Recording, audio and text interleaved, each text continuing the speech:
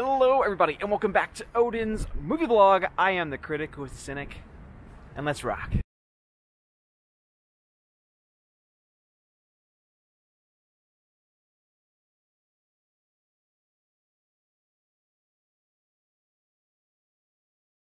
Today I am going to do a little bit of a vlog as I am about to go see Captain Marvel. Yes, the infamous Captain Marvel is finally out. It is finally being released, at least where I am. In the next 15 minutes is when the first show time starts.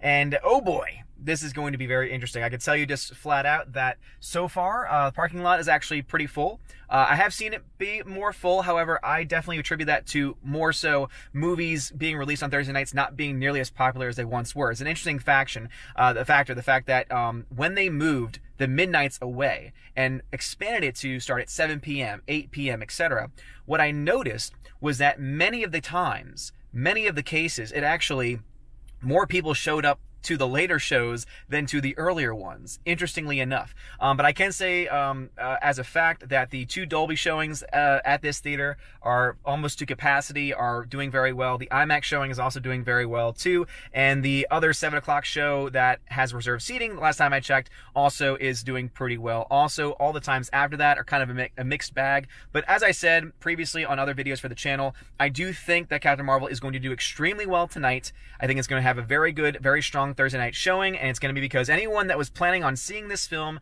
is going to see it tonight and is going to see it this weekend.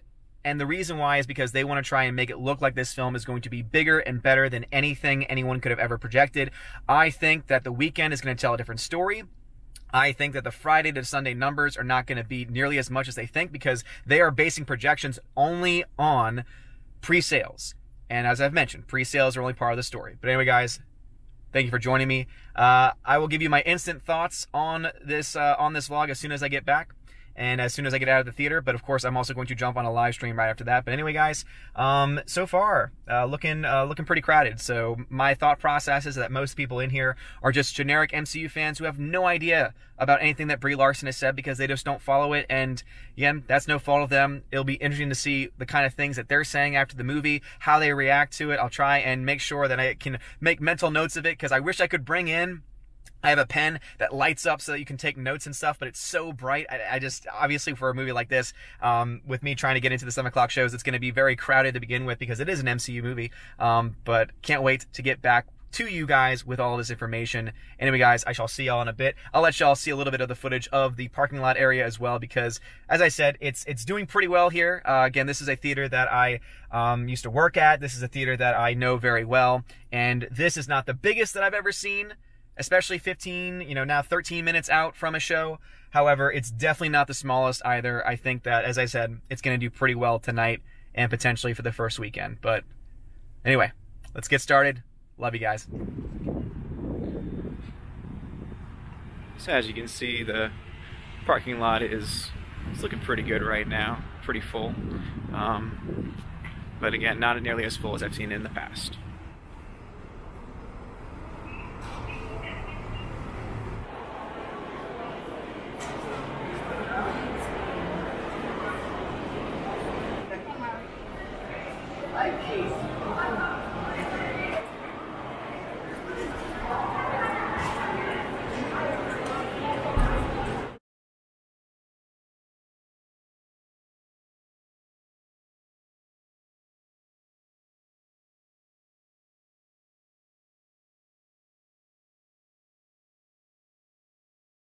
Alright guys, so I'm just getting out of Captain Marvel, and all I can say is that pretty much everything that has been said about this film so far has been accurate. Captain Marvel herself, Brie Larson, really doesn't bring anything to this movie. I feel that she could have literally been played by anyone. She had no distinguishing factors to her performance, and I know that some people are going to try to defend it saying, oh, that was the direction, that was the storyline.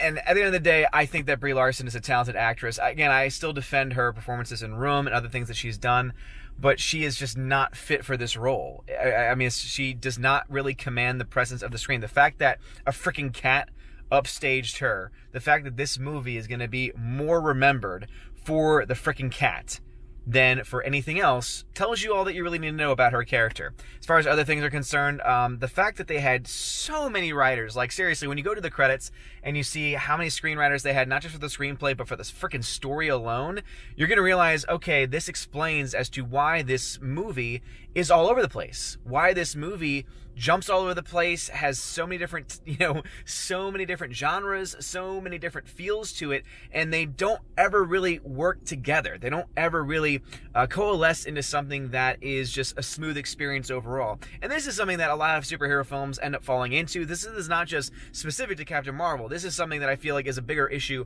when it comes to pretty much the entire superhero genre in the first place, is that you usually get, anytime that you get a movie that's being written by several different people and is therefore being pulled in various different directions, you just never really get a coherent story. You add on top of that the fact that this movie does indeed go into a feminist mindset. The best way I can describe it is that there are feminist Easter eggs all over the place. And I don't mean just like traditional feminism. I mean just like there's literally a part of the movie. This is not really a spoiler. There's a part of the movie where someone, a guy on a motorcycle, rides up to Brie Larson and says basically catcalls her. Basically out of front, out of nowhere, catcalls her and then tells her to smile. Which to me is just like the biggest oh yeah, you can't tell women to smile because that's sex. Again, things like that. And then you have other points in the movie too where it's just, especially when they're going through her past and certain people saying, oh yeah, you can't do this because you're a girl. And again, feminist Easter eggs all throughout of it, but more like a feminazi Easter eggs all throughout of it. So you have all that stuff in there too. As far as the cat goes, cat's fine. Cat's cute. Cat's adorable. There are things going on with the cat that if you know anything about the comics, you already know a little bit about it. My biggest issues, though, I will say, are on two fronts. One, the media were going crazy over this relationship between Captain Marvel and Rambo. And basically saying, oh, it's the sisterhood that forms between them, and it makes Brie Larson not need to have a love interest. Their friendship was just not there. There was no relationship there. You never really felt like they were on the same page. You never really felt like there was any sense of sisterhood between the two. I mean, they may have said, oh, sisterhood, oh my gosh, I got your back, you got my back, and oh man, let's show these boys how to do it. But you never really got that sense that they were really good friends. To me, it just felt like they had two actors put in a room who were supposed to be certain characters and then said, all right, say your lines now. There was no chemistry, none whatsoever. And even if you're not having a romantic relationship, you need to at least have chemistry. Even if it's just a friendship, if there's no freaking chemistry there, it's not going to work. The only real characters that showed any sense of chemistry were, of course, Samuel L. Jackson, who is a freaking pro, who is awesome, who has done a lot of great things. He does a great job in this movie. The de-aging effects that they use in this movie are fantastic. The rest of the visual effects, when she goes Super Saiyan, essentially, yeah, they're okay. I mean, they're not the worst effects that I've ever seen in my life. However, more so than anything else, more interesting than anything else, more impressive than anything else, is the de-aging effects, especially those that they use on Samuel L. Jackson. Were fantastic. And I think that the back and forth between him and Carol Danvers was for the most part, relatively entertaining. It was for the most part a pretty cool experience overall.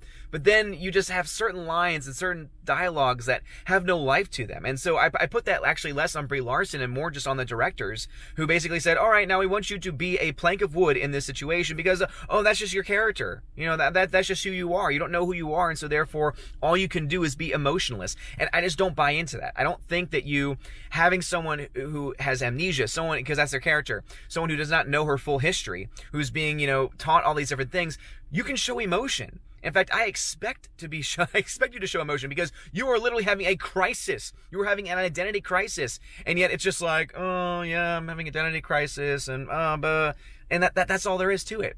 So, I mean, Samuel Jackson does a great job. The so-called relationship between Rambo and Carol Danvers is just a total overrated piece of crap.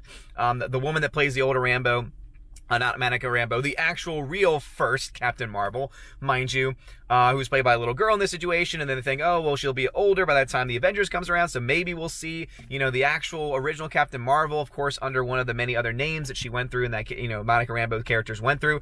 But I just, that relationship was not there at all. But the other big issue that I have with this movie is that basically they try and retcon several things done poorly. For example, they reveal that S.H.I.E.L.D. was not something they came up with during the time of Iron Man. It is not something that they came up with during, the early phases of the MCU, but rather it's been around all the way since the 1990s. Because they just happen to say S.H.I.E.L.D., and it just happens to be established as such, even though they've already pre-established in other films that is not what happened. That the actual name S.H.I.E.L.D. came later.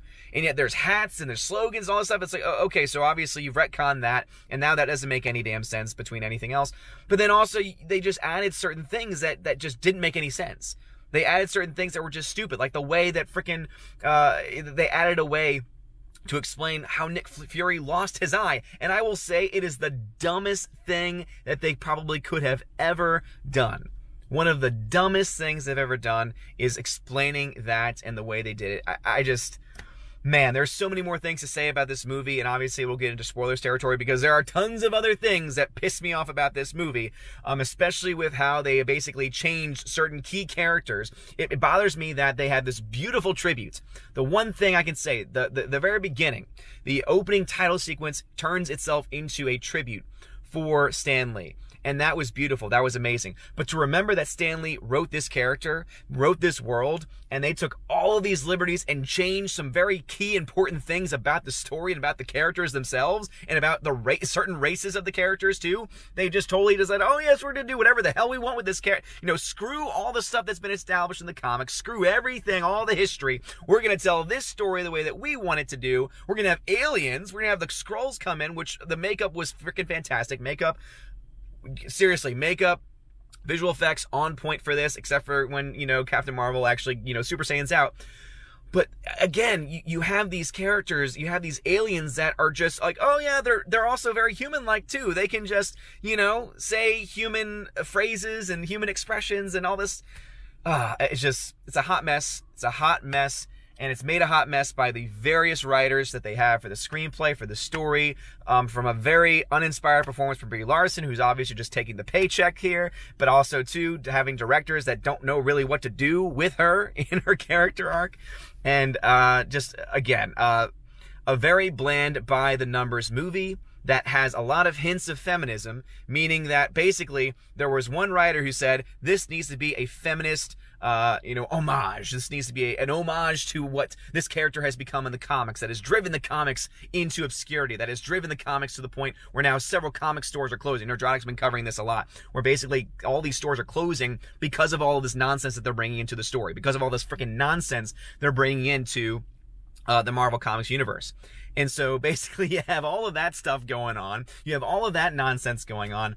And then just, God, it's a hot mess. It is an absolute hot mess. You had that writing direction going on the story, and then you had just a couple other people trying to say, all right, it's got to be a generic movie. Oh, let's change some things. Oh, we got to keep it funny, though. It's MCU. We got to keep it funny. So let's throw in some jokes. Let's throw in some 90s references. And it's just a hodgepodge. It's such a hodgepodge of random genres, random writers, and what they wanted to do.